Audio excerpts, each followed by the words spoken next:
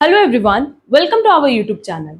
हमारा आज का डिस्कशन अगेन स्टैटिस्टिक्स से रिलेटेड है, जहां हम लोग कुछ इंपॉर्टेंट एमसीक्यूज पर डिस्कशन करने वाले हैं। पहले भी हमने इंपॉर्टेंट एमसीक्यूज ऑन स्टैटिस्टिक्स में बहुत सारे क्लासेस अपलोड किए हुए हैं, जहां हर एक क्लास में अप्रॉक्स 10 एमसीक्यूज डिस्कस किया है।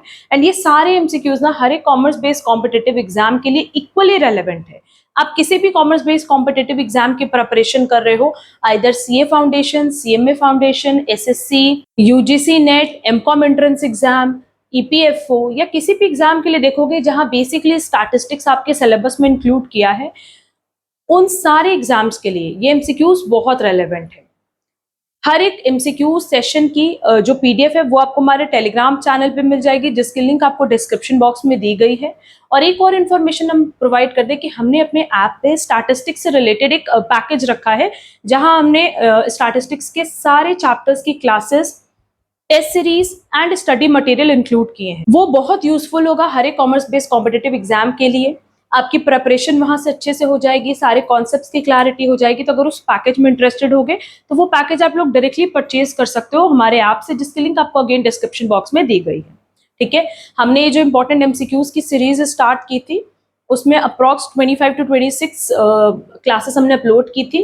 अगर अभी तक वो क्लासेस आपने नहीं देखी हैं तो हमने एक प्लेलिस्ट ड्राफ्ट कर दी इंपॉर्टेंट एमसीक्यूज ऑन स्टैटिस्टिक्स के नाम से, वो आप लोग जरूर से कवर कर लेना। ठीक है, अब उसी सीरीज को हम लोग कंटिन्यू कर रहे हैं। एंड अगेन हम लोग हर एक सीरीज में मैक्सिमम 9 to 10 एमसीक्यूज डिस्कस करेंगे, सो दैट क्लास बहुत ज्यादा लेंदी भी ना हो एंड इजिली आप लोगों को कॉन्सेप्ट्स भी क्लियर होते जाए। ठीक है, तो चलो फिर अपना आज का सेशन स्टार्ट करते हैं, जहां हमारा पहला क्वेश्चन है, if r is equal to 0.7 then the value of coefficient of determination is। हमने बताया भी है ये पॉइंट कि r मतलब हो गया कोएफिशिएंट कोरिलेशन, है ना, जिसको हम लोग r से डिनोट करते हैं। And coefficient of determination is r square. ठीक है, तो अगर r की वैल्यू 0.7 है तो r स्क्वायर की वैल्यू कितनी हो जाएगी बेटा, 0.49। ठीक, जो कि हमारे पास ऑप्शन सी में दिया है।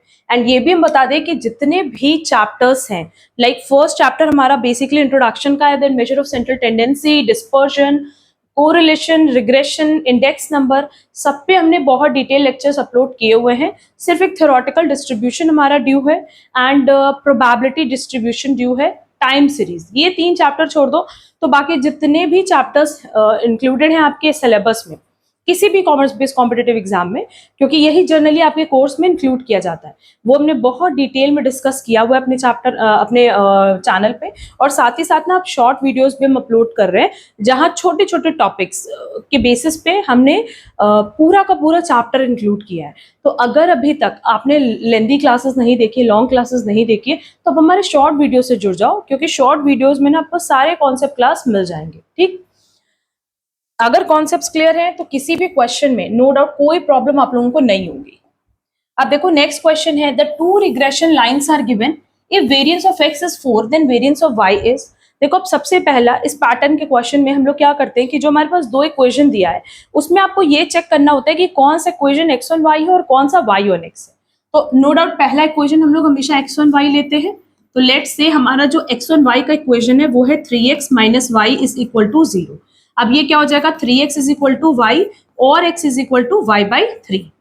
Next, but obviously first equation अगर x ऑन y है तो सेकंड इक्वेशन क्या हो जाएगा, y ऑन x। ये हो जाएगा 3x minus 4y is equal to 0 और 4y is equal to 3x और y is equal to 3/4x। ठीक है, नाउ यहां से हमारे पास bxy कितना आ जाएगा, 1/3 और यहां से byx कितना आ जाएगा, 3/4। ठीक, अब हमें पता है एज पर प्रॉपर्टीज। अब देखो bxy एंड byx दोनों की वैल्यू 1 से बड़ी नहीं हो सकती। यहाँ देखो दोनों की ही वैल्यू 1 से बड़ी नहीं है, किसी एक की हो सकती है, दोनों की नहीं हो सकती। अब r की वैल्यू भी निकाल लो, under root bxy multiply by byx। तो जब हम इसको सॉल्व करेंगे हो जाएगा 1/3 मल्टीप्लाई बाय 3/4, कट गया, अंडर रूट 1/4 और ये हो जाएगा 1/2 दैट इज 0.5। तो ठीक तो है, ठीक है, क्योंकि r की वैल्यू भी +1 to -1 लाइक कर सकती है एंड तीनों का साइन हमेशा सेम होता है। तो यहाँ तीनों का साइन क्या है बेटा, पॉजिटिव है। अगर एक नेगेटिव होता तो सारे नेगेटिव होते। यहाँ तक किसी को कोई डाउट नहीं होगा होपफुली, क्योंकि ये सब पूरा कॉन्सेप्ट हमने बताया हुआ है। अब bxy का जो फॉर्मूला है वो क्या है, इसका फॉर्मूला है r standard deviation x divided by standard deviation y and b by x का फॉर्मूला क्या है, r standard deviation y divided by standard deviation x. हमसे क्वेश्चन में वेरिएंस ऑफ एक्स दिया है, वेरिएंस ऑफ वाई पूछा है, तो अगर हम स्टैंडर्ड डेविएशन ऑफ वाई निकालें तो वेरिएंस ऑफ वाई तो बहुत इजीली कैलकुलेट कर सकते हैं। तो आप किसी भी इक्वेशन की हेल्प से, क्योंकि देखो बी एक्स वाई की वैल्यू यहाँ दी है, आर की वैल्यू दी है, वेरिएंस ऑफ एक्स दिया है, तो स्टैंडर्ड डेविएशन ऑफ एक्स निकाल लेंगे और रिमेनिंग क्या हो जाएगा, स्टैंडर्ड डेविएशन वाई। दिखा देते हैं, देखो इसमें देखो b x y is equal to r standard deviation x divided by standard deviation y. B x y की वैल्यू है 1/3 और आर की वैल्यू अभी हमने कैलकुलेट की थी 0.5। स्टैंडर्ड डेविएशन ऑफ एक्स कितना हो जाएगा 2, standard deviation of y calculate कर लेंगे।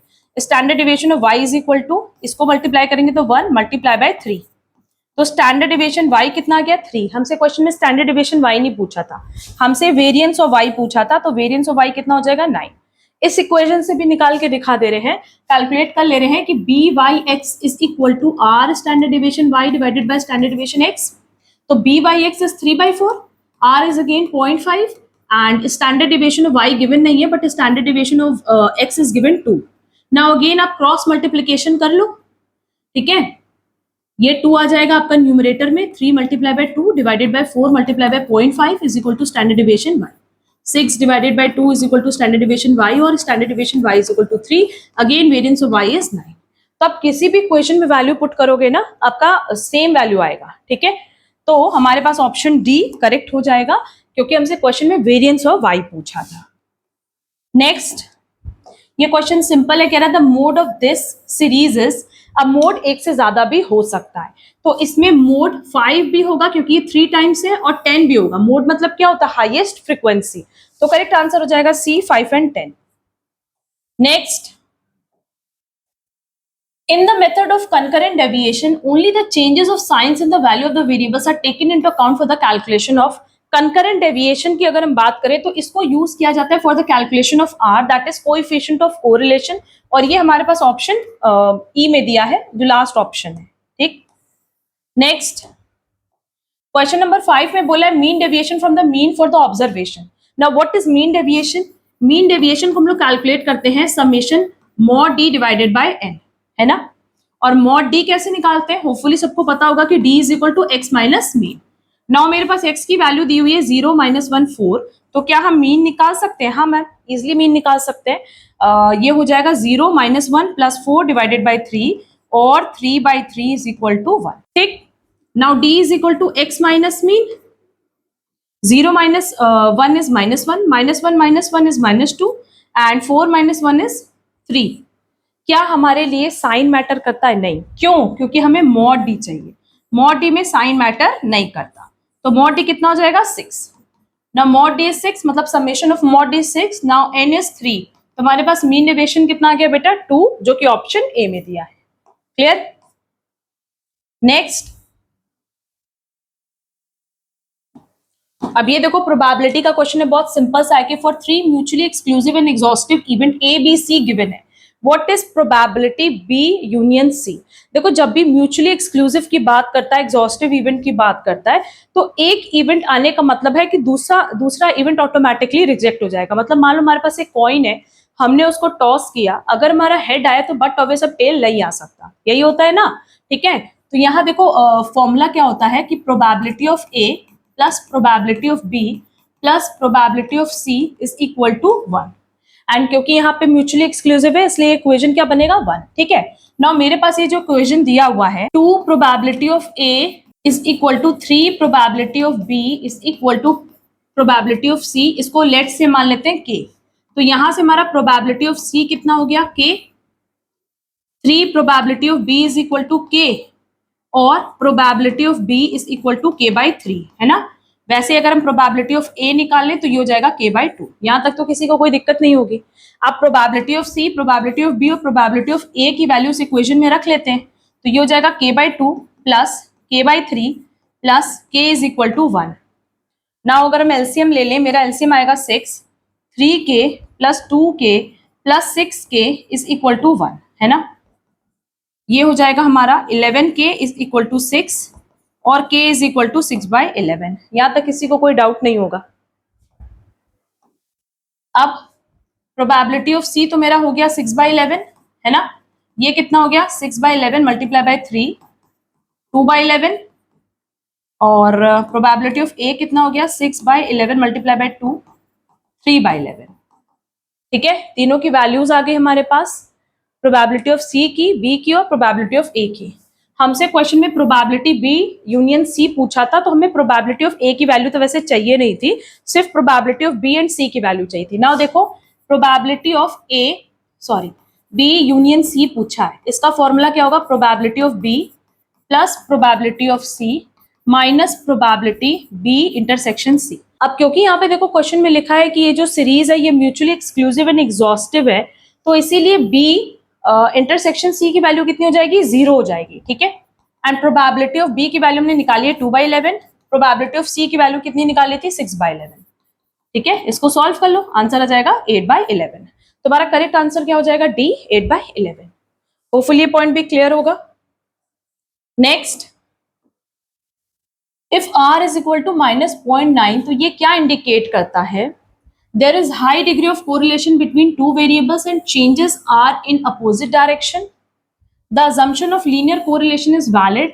The correlation between population variable is significant. अब क्योंकि देखो यहाँ पे near to वैल्यू कितनी दी हुई है -1, तो जब near to दी हुई है तो रिलेशन जो है हाई डिग्री होगा, है ना, क्योंकि अगर मान लो एग्जैक्टली -1 और +1 होता तो लीनियर रिलेशन माना जाता, बट यहाँ पे नियर टू -1 और +1 है तो हाई डिग्री माना जाएगा। लीनियर कोरिलेशन का भी अजम्पशन कर सकते हो क्योंकि ये अप्रोक्स अगर देखा जाए तो -1 के आसपास ही है।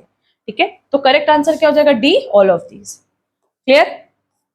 क्वेश्चन नंबर 8 हम स्किप कर रहे हैं क्योंकि इसमें मिस प्रिंटिंग है।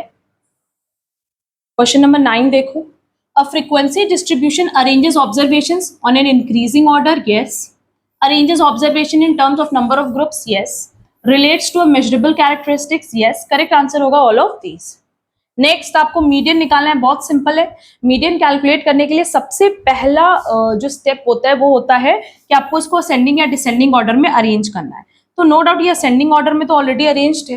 दूसरा स्टेप है कि आप ये काउंट कर लो कि n की वैल्यू कितनी है, ऑड है कि इवन है, क्योंकि उसके बेसिस पे वैल्यू चेंज होगी इंडिविजुअल सीरीज में। तो मेरे पास कितनी वैल्यू 1 2 3 4 5 6 7 है ना, तो मेरे पास जो n है वो है 7, दैट इज ऑड। तो फिर हमारे पास मीडियन का फॉर्मूला क्या हो गया, n plus 1/2th term, that is 7 plus 1/2th term, और फोर्थ टर्म यहाँ वैल्यू हो जाएगी, है ना। तो फोर्थ टर्म कौन सा है, 6। करेक्ट आंसर हो जाएगा बी 6। होपफुली ये सारे क्वेश्चंस बहुत इजी थे, आप लोग को अच्छे से समझ में आए होंगे।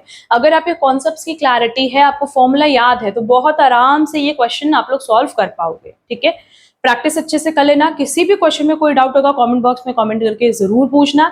एंड अगर आपको ये सीरीज यूजफुल लग रही है तो प्लीज वीडियो को लाइक कमेंट शेयर जरूर करना। हमने प्लेलिस्ट ड्राफ्ट कर दी है इंपॉर्टेंट एमसीक्यूज ऑन स्टैटिस्टिक्स के नाम से, वो प्लेलिस्ट आप लोग जरूर से कवर कर लेना। चैनल पे नए हो चैनल सब्सक्राइब जरूर कर लेना, सो दैट इस तरह की क्लासेस की नोटिफिकेशन आप लोग को टाइमली मिल पाए। अब हम लोग मिलेंगे हमारी नेक्स्ट क्लास में। आज के लिए बस इतना। Thank you so much.